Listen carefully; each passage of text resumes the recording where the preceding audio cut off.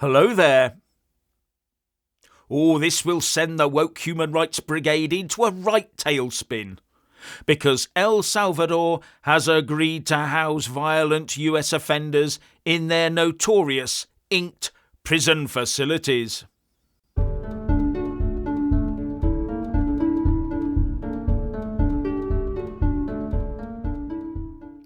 Have you seen the images that come out of the El Salvador Terrorism Confinement Center, called CECOT? Heavily tattooed prisoners sat huddled closely together in lines under the watchful eye of armed prison guards, with no chances taken, and all crowded into jail cells that would turn a UK human rights judge apoplectic with woke rage. CNN's David Culver took a look inside the 7 football stadium size facility CECOT, which has 8 separate prisons within it. And once you're inside one, that's it. No contact with the outside world, and no visits, and no phones. And before the wet woke types get all frothy at the mouth over that, remember that this is what Tommy Robinson is enduring right now for a civil, non-violent crime. And if you are happy with that, then the violent ones can suck it up. And there is a 3-fence security system around CECOT, with a 9-metre high brick and wire fence with 15,000 volts packed into it, and more than 1,000 police and military security staff on site. It all looks pretty imposing to me.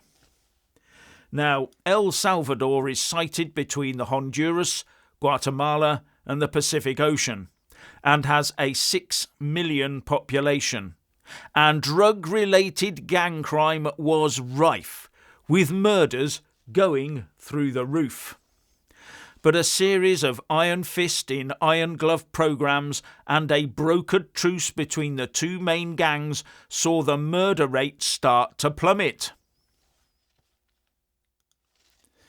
In 2015, there were 6,656 murders at a rate of 106.3 murders per 100,000 of the population. By 2024, that had fallen to 114 murders at a rate of just 1.9 per 100,000 of population, the lowest rate in Latin America, with a 98% drop in just 9 years. And bear in mind, the UK's murder rate per 100,000 population is 1. Compare that to El Salvador's 1.9. And it looks like the UK one will increase in the coming years as the woke culture strangles all thought of punishment out of our justice system. Except for the far right, of course. So, El Salvador has made great inroads into violent crime. Maybe the El Salvadoran methods of law enforcement bear taking a look at. Except they would, of course, go against all the criminal appeasing policies by successive governments over decades, as well as against what the judges that sit in our domestic and international courts want to see. Now, this deal between President Trump of the US and President Nayib Bukele of El Salvador is being touted as a win-win situation. The US pays a relatively low fee for every inmate it sends to CECOT, but those fees make the El Salvadoran prison system sustainable. It will not be a drain on their public purse. Now, CNN reports that President Bukele has been credited with greatly reducing gang violence in the Central American country since launching a sweeping crackdown in 2022 that has seen more than 81,000 people jailed. But while the country's crime rate has fallen, the treatment of those imprisoned has triggered outrage among human rights organisations who call El Salvador's prisons inhumane. Inhumane.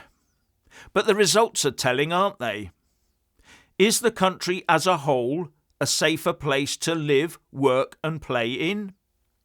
And will Trump sending violent inmates to CECOT make the US a safer place? But why all the tears for the violent perpetrators, while putting up emojis with images of the dead victims saying, "Don't look back in anger"? Well, it's far easier to not look back in anger when true justice is being meted out. How many people out there would truly be horrified if Axel Rudakabana was popped into a plane and sent to CECOT to serve out his sentence? Now, El Salvador, with a population of just 6 million, has 81,000 gang members in jail. The same number that the UK has in the general population of prisons for a state population well over 10 times larger. Maybe the UK needs more prisons, but we're more busy on building houses and DEI centres to bother with prisons. Anyway, President Nayib Bukele of El Salvador has said on X, "We have offered the United States of America the opportunity to outsource part of its prison system. We are willing to take in only convicted criminals, including convicted US citizens, into our mega prison, CECOT, in exchange for a fee. The fee would be relatively low for the US, but significant for us, making our entire prison system sustainable." So, good news for them. In addition, it is said that Bukele has offered to house in his jails dangerous American criminals in custody in the US, including those of US citizenship and legal residence. And already the woke lefties are in mega meltdown, claiming that the US people would never allow it, or that the US must house the prisoners in conditions that reflect their own values. All I'll say is look at where that's getting you at the moment, with sanctuary cities, tower blocks being invaded, and some areas of some cities turning into great cinema locations for the zombie apocalypse.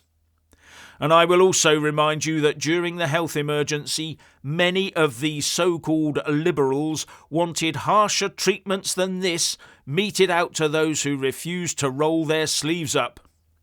Didn't they? So I'm all for a bit of harsh treatment of those that have quite happily visited violence on others while trying to get our youngsters hooked on illicit substances. The only drawback for the UK here is that if we want to extradite a violent offender to the US in the future, if this deal goes through, no UK court would ever let them go to the US in case the offender ended up in CECOT. No, we'd be stuck with them. I have to say that at some point, if left to their own devices with little or no punishment, the most dangerous of perpetrators will become unmanageable by any Western woke justice system, because they are coming to realise that we do not have the bottle to do what is necessary. As far as I'm concerned, the woke can sink into their moral morass of self-destruction. I'll continue to use good old-fashioned British common sense.